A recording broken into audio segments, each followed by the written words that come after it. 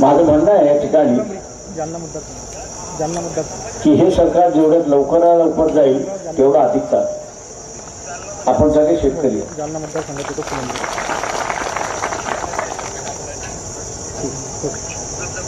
दिल्लीमधल्या शेतकऱ्यांचा एक ज्वलंत प्रश्न.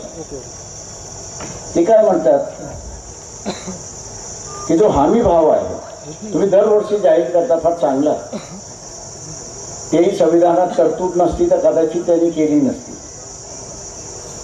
संविधानामध्ये शेतकऱ्यांसाठी काय भाव असला पाहिजे हा प्रत्येक जून महिन्यामध्ये शासनाला बंधनकारक आहे जाहीर करण्याचा. मग तो भाव जाहीर होतो, त्याची अंमलबजावणी होत नाही.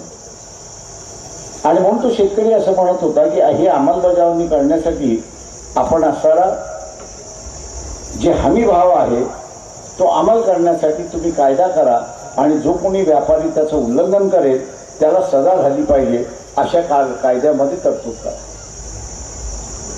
1 वर्ष तो शेतकरी दिल्लीमध्ये आंदोलन करत राहिला.